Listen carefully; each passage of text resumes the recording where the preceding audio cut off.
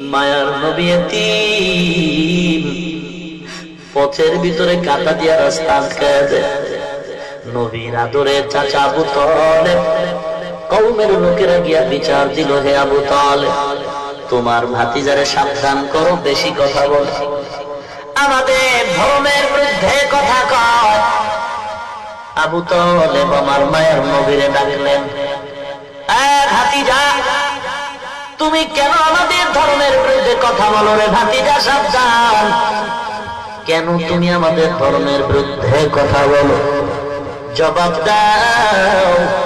মায়ার নবী চুপ হয়ে দাঁড়িয়ে কান্না শুরু করলেন। আবু তালেব বলে, রে ভাতিজা, জবাব দাও, কেন কাঁদো?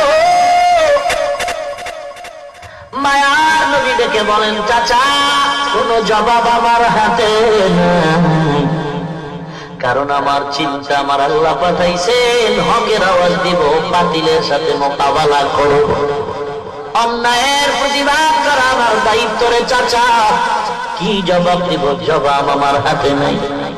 আবু তালিব বলে, রে ভাতিজা, যাও যাও, আমি আবু তালিব চালায় সুরে দিলাম, তোমার কাজ তুমি চালাও, একটা ফুলের টোকা তোমার শরীরে আমি আবু তালেব বেঁচে থাকতে লাগতে দিব না।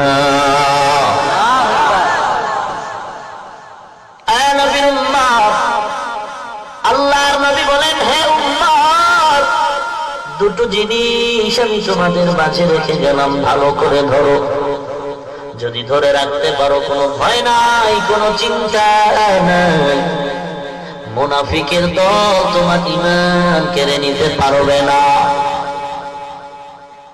এক নাম্বার, দুই নাম্বার, দুটো জিনিস ভালো করে খেয়াল করেন। মায়ার নবীর হাদিস পড়েছি খুতবায়, আবার পড়ি, খেয়াল করবেন।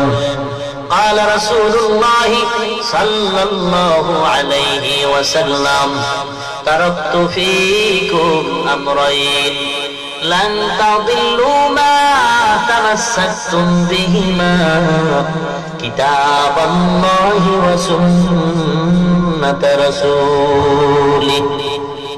দুটো জিনিস রেখে গেলাম, ধরে নাও, কোনো ভয় নাই। নৌকা চলে নদীর মাঝে, হঠাৎ যদি ডুবে যায়, স্টিমার ডুবে যায়, নদীর মাঝে যদি তুমি নৌকা হারিয়ে ফেলো, বিপদমুখী হও, এমন কঠিন মুহূর্ত, এমন কান্না শুরু হয়ে যায়, ওই সময় যদি একটা কলা গাছ তার হাতের মধ্যে দেওয়া হয়, বান্দার কলিজা বড় হয়ে যায় খুশির কারণে।